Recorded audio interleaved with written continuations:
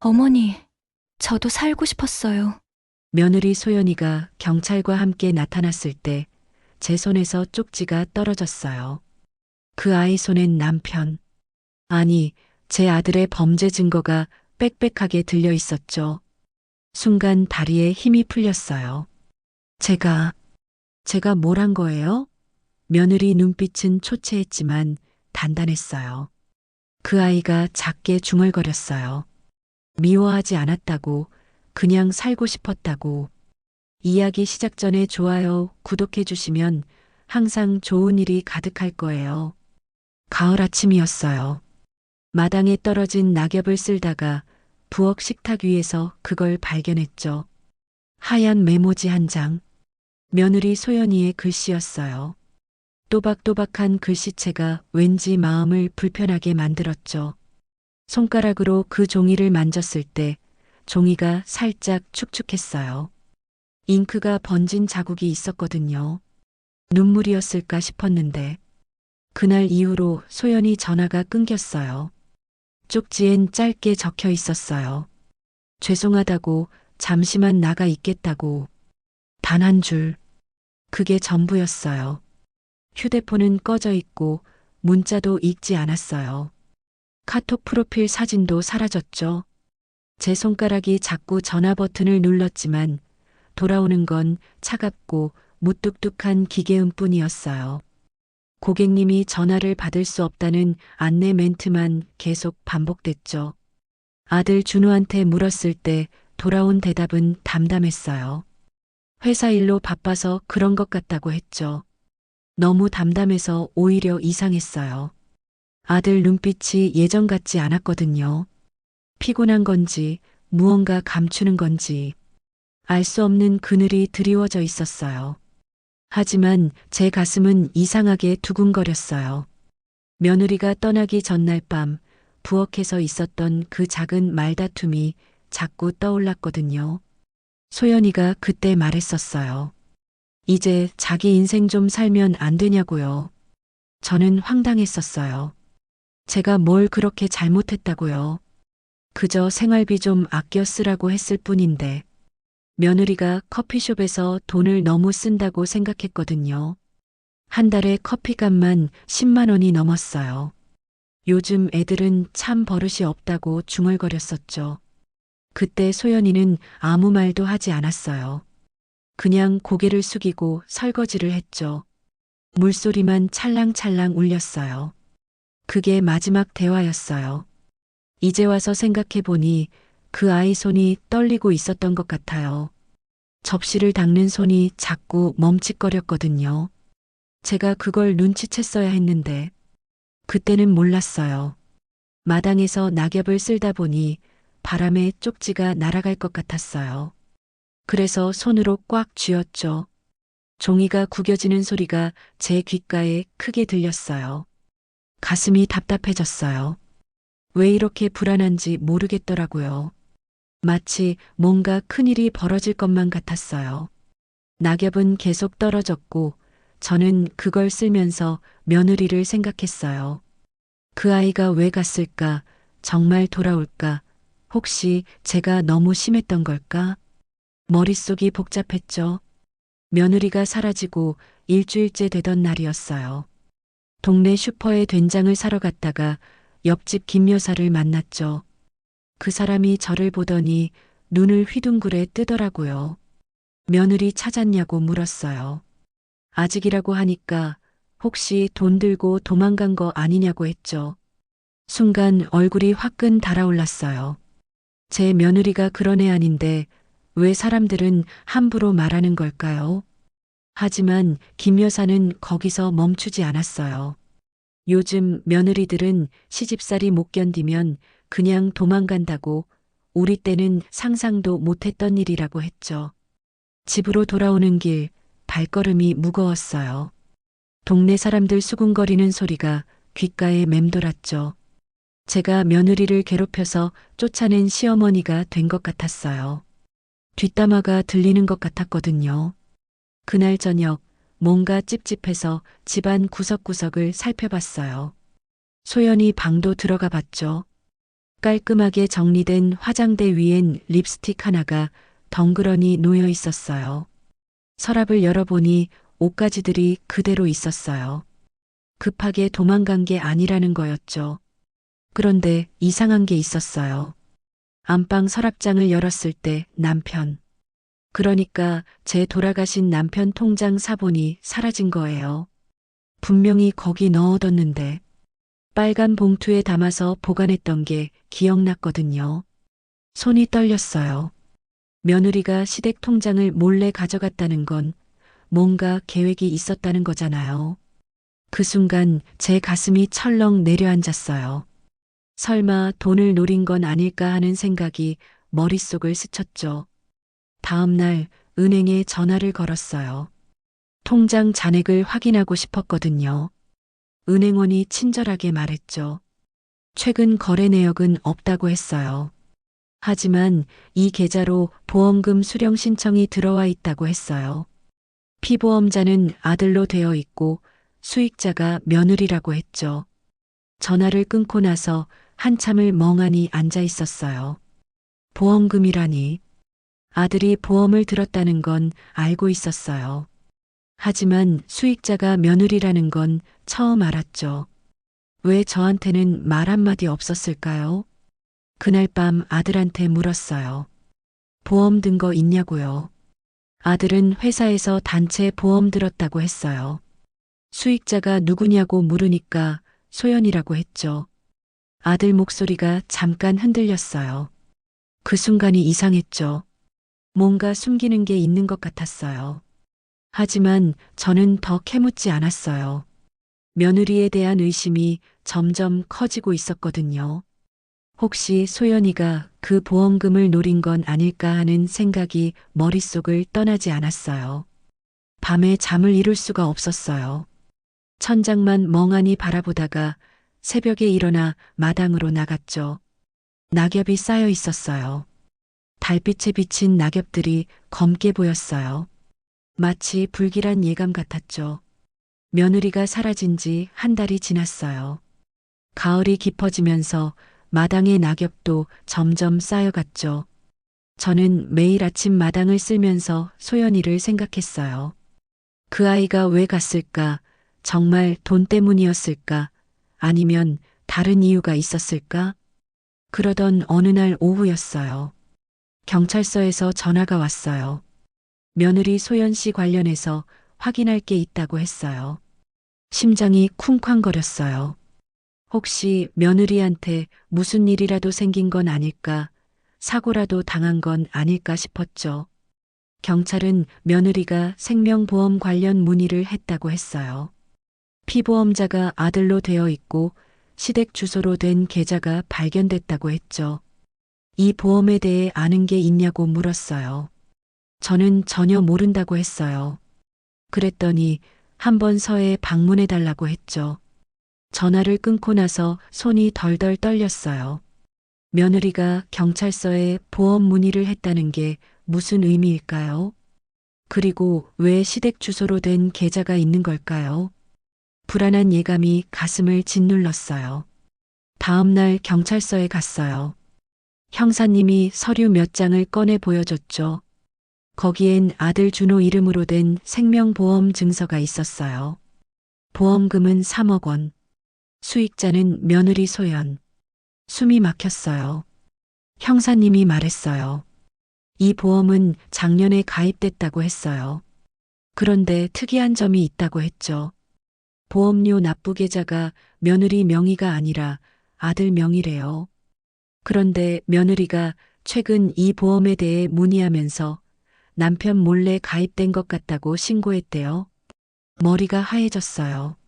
뭔가 잘못 이해한 것 같았어요.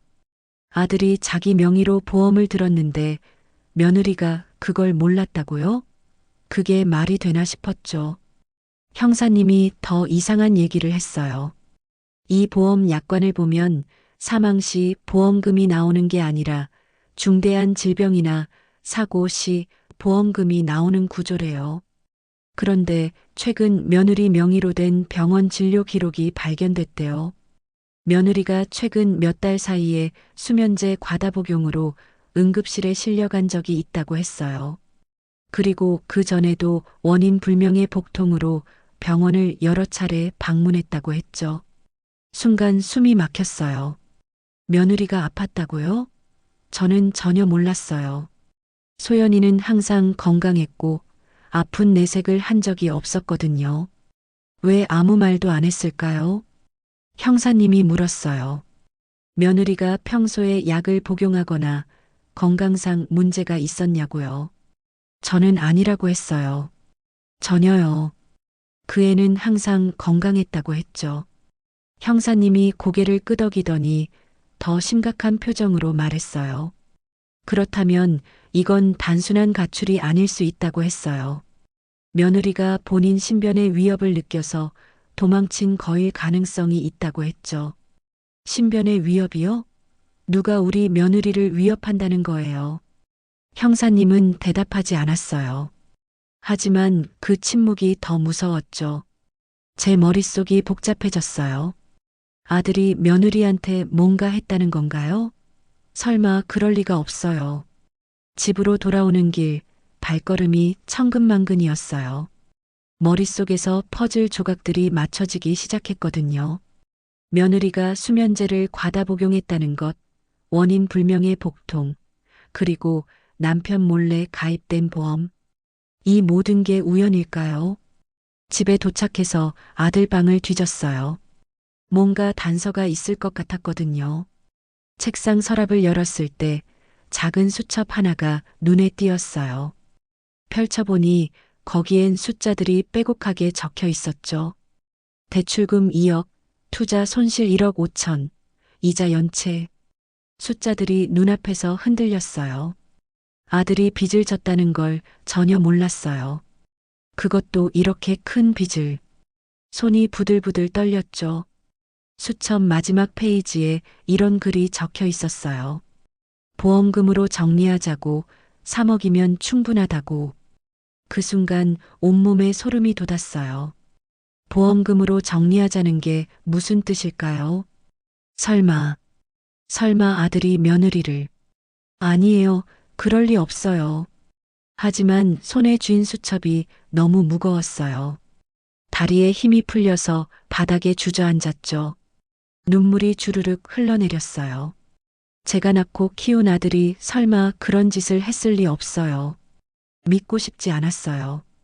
그날 밤 아들이 들어왔을 때 저는 수첩을 내밀었어요. 아들 얼굴이 창백해졌어요. 입술이 파르르 떨리더니 고개를 돌렸죠. 아무것도 안 했다고 했어요. 하지만 아들 목소리엔 확신이 없었어요. 눈빛이 흔들렸죠. 그 순간 제 가슴이 무너져 내리는 것 같았어요. 제 아들이, 제가 키운 아들이 믿을 수가 없었어요. 며칠 뒤였어요. 경찰서에서 다시 연락이 왔어요. 며느리 소연이가 자진 출두했다는 거예요. 그 아이를 만나러 경찰서로 달려갔죠. 소연이는 초췌했어요. 한 달 사이에 살이 많이 빠진 것 같았어요. 광대뼈가 툭 튀어나와 있었고 눈 밑엔 검은 그림자가 드리워져 있었죠. 하지만 눈빛만큼은 예전보다 단단했어요. 무언가를 결심한 사람의 눈빛이었어요. 소연이가 저를 보더니 작게 고개를 숙였어요. 그 모습에 가슴이 미어졌죠. 제가 뭐라고 말을 꺼내려는데 목이 메었어요. 소연이가 말했어요. 죄송하다고 말씀드리고 싶었지만 아무도 자기를 믿어주지 않았을 거라고 했어요. 그 말에 가슴이 찢어지는 것 같았죠. 소연이가 내민 파일이 두꺼웠어요. 형사님이 그걸 받아서 펼쳐 보이더라고요. 거기엔 아들 준호의 투자 내역, 빚 독촉장, 그리고 믿을 수 없는 문자 메시지들이 빼곡했어요. 문자를 보낸 사람은 아들 친구였어요. 둘이 주고받은 대화 내용이 섬뜩했죠. 며느리를 어떻게 다치게 할지, 어떻게 하면 사고처럼 보이게 할 수 있을지에 대한 이야기들이었어요. 이번 건으로 3억은 확실하다고, 그 돈으로 다 정리하면 된다고, 보험 처리는 깔끔하게 하겠다고. 손이 떨려서 파일을 제대로 잡을 수가 없었어요. 눈앞이 캄캄해졌죠.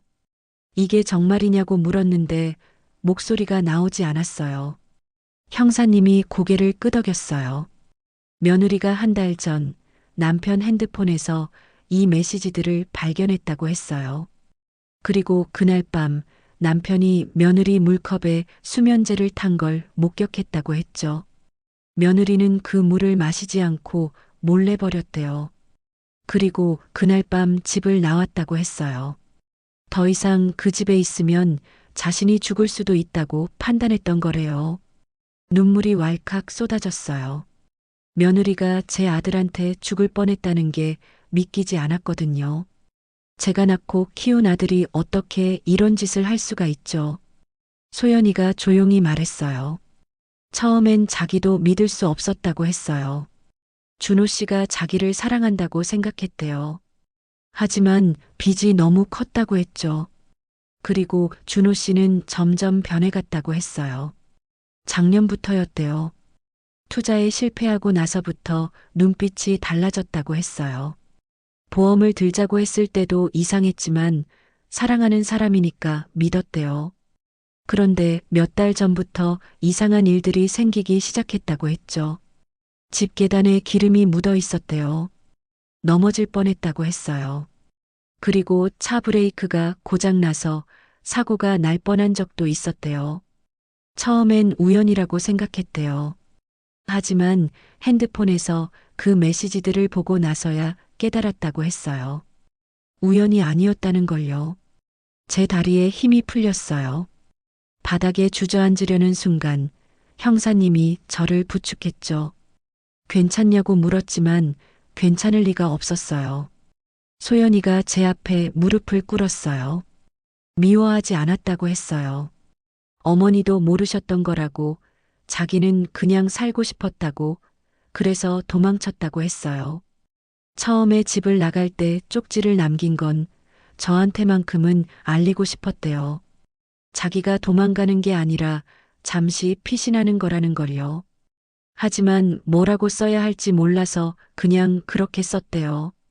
죄송하다고, 잠시만 나가 있겠다고. 그 쪽지의 의미가 이제야 이해됐어요. 며느리는 도망가는 게 아니었어요. 살기 위해 피신한 거였죠. 그리고 언젠가는 돌아와서 진실을 밝히려고 했던 거예요. 소연이가 말했어요. 증거는 다 모았다고 했어요. 준호 씨 핸드폰 기록, 통화 내역, 계좌 이체 내역. 전부 다 있다고 했죠. 그리고 집에 몰래 설치했던 CCTV 영상도 있다고 했어요. 소연이가 USB 하나를 꺼냈어요. 형사님이 그걸 받아서 컴퓨터에 연결했죠. 화면에 나타난 건 집 부엌이었어요. 영상 속에서 아들 준호가 물컵에 하얀 가루를 타고 있었어요. 주변을 살피더니 그 물컵을 식탁 위에 놓았죠. 며느리가 들어오자 환하게 웃고 있었어요. 영상을 보는 내내 숨을 쉴 수가 없었어요. 제 아들이 저렇게 태연하게 거짓말을 하고 며느리를 죽이려 했다는 게 믿기지 않았거든요. 제가 키운 아들이 저런 사람이었다는 게 믿기지 않았어요. 형사님이 말했어요. 내일 아들을 소환할 예정이라고 했어요. 살인 미수 혐의로 조사를 진행하겠다고 했죠. 그날 밤 아들이 체포됐어요. 집으로 경찰이 들이닥쳤을 때 저는 그냥 멍하니 서 있었죠. 아들이 수갑을 차고 끌려가는 모습을 보면서도 현실감이 없었어요. 마치 꿈을 꾸는 것 같았어요. 아들이 마지막으로 고개를 돌려 저를 봤어요. 미안하다는 표정이었어요. 하지만 저는 아무 말도 할 수 없었어요. 목이 메었거든요. 모든 진실이 밝혀진 뒤 아들 준호는 구속됐어요. 법정에서 징역 7년을 선고받았죠. 살인 미수와 사기, 보험 범죄까지 여러 혐의가 인정됐어요. 저는 한동안 며느리를 볼 면목이 없었어요. 제가 낳고 키운 아들이 그 아이를 죽이려 했다는 게 너무 부끄러웠거든요. 어떻게 얼굴을 들고 며느리를 만날 수 있겠어요. 하지만 소연이가 먼저 집을 찾아왔어요. 가을이 다시 깊어진 어느 날이었죠. 소연이는 예전처럼 조용히 인사했어요. 손에는 국화꽃 한 다발을 들고 있었죠. 소연이가 말했어요. 미워하지 않았다고 정말이라고 했어요. 저는 미안하다고 정말 미안하다고 했어요. 소연이가 말했어요. 어머니는 잘못하신 게 없다고 자기도 처음엔 원망했지만 이제는 이해한다고 했어요. 어머니도 피해자였다는 걸요. 소연이가 국화꽃을 제 손에 쥐어줬어요. 꽃잎이 따뜻했죠. 앞으로 어떻게 할 거냐고 물었어요. 소연이는 아직 잘 모르겠다고 했어요. 하지만 이제는 자기 인생을 살아보려 한다고 했어요. 누군가를 위해서가 아니라 자기 자신을 위해서요. 그 말을 듣는 순간 가슴이 뭉클했어요. 며느리가 그토록 원했던 게 바로 그거였죠. 자기 인생을 사는 것. 제가 그걸 이해했어야 했는데 너무 늦게 깨달았어요. 소연이가 떠나고 나서 저는 마당에 앉아 낙엽을 바라봤어요. 낙엽이 바람에 흩날리다가 땅에 떨어졌죠. 그리고 또다시 바람이 불면 낙엽은 다시 날아올랐어요. 떨어지고 날고 또 떨어지고 그렇게 반복됐어요. 서랍 속에서 그 쪽지를 꺼냈어요. 한 달 넘게 구겨진 채로 보관했던 그 종이. 잉크가 번진 자국이 아직도 선명했죠. 손가락으로 그 부분을 쓰다듬었어요. 며느리가 울면서 썼을 그 글씨를요. 죄송하다고 잠시만 나가 있겠다고. 이제는 알아요. 이 말이 도망이 아니었다는 걸요. 포기가 아니었다는 걸요. 며느리는 진실로부터 도망치지 않았어요. 오히려 진실과 맞서기 위해 잠시 물러났던 거예요. 살아남기 위해서요. 손가락으로 쪽지를 쓰다듬었어요. 종이가 바스락거렸죠. 가을바람에 낙엽이 흩날리는 소리와 섞였어요. 어디선가 참새가 지저귀는 소리도 들렸어요. 가을은 여전히 깊어가고 있었죠. 제 아들은 감옥에 있어요. 7년이라는 시간 동안 자신이 저지른 일을 뉘우쳐야 하죠. 며느리는 새로운 인생을 시작했고요. 그리고 저는 이 집에서 혼자 남았어요. 하지만 이제는 압니다. 가족이라는 이름으로 누군가를 올가매면 안 된다는 걸요. 사랑한다는 이유로 누군가의 목소리를 무시하면 안 된다는 걸요. 며느리가 그렇게 말했을 때 제가 귀를 기울였어야 했어요. 자기 인생을 살고 싶다고 했을 때요. 그 아이 손이 떨리고 있다는 걸 알아챘어야 했죠. 하지만 저는 몰랐어요. 아니, 보려고 하지 않았어요. 며느리가 힘들어한다는 걸, 두려워한다는 걸, 도움이 필요하다는 걸요. 가을이면 늘 이 쪽지를 꺼내봐요. 낙엽이 떨어질 때마다, 바람이 불 때마다 이 글씨를 다시 읽어요. 또박또박한 글씨체가 이제는 다르게 보여요. 간절함이 느껴지거든요. 살고 싶다는 간절함이요. 이건 이별의 인사가 아니었어요. 살겠다는 다짐이었어요. 포기하지 않겠다는 의지였죠. 그리고 언젠가는 돌아와서 진실을 밝히겠다는 약속이었어요. 며느리는 그 약속을 지켰어요. 돌아왔고 진실을 밝혔어요.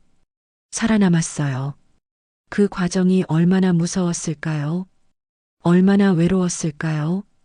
혼자서 증거를 모으고 숨어 지내고 진실을 밝힐 날만 기다렸을 그 시간들이요. 이제 제 차례예요.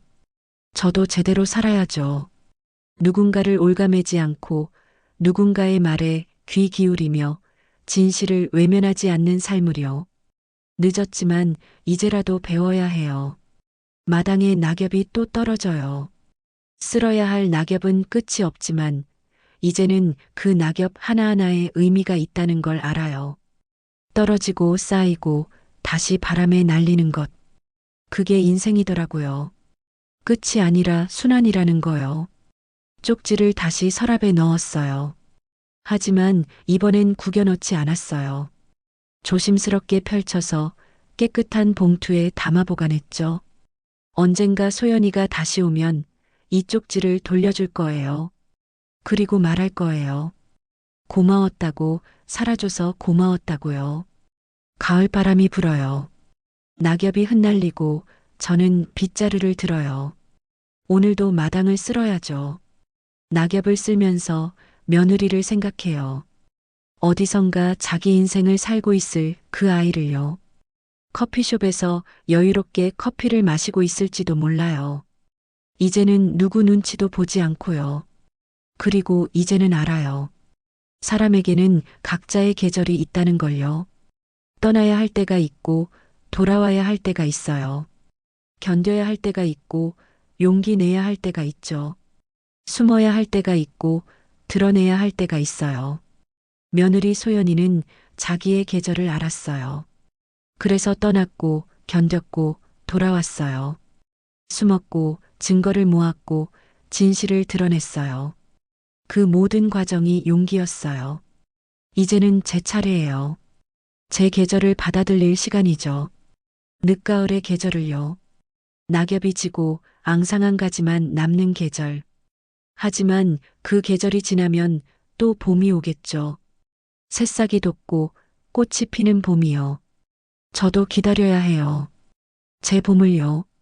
아들이 감옥에서 나오는 날, 진심으로 뉘우치고 돌아오는 날.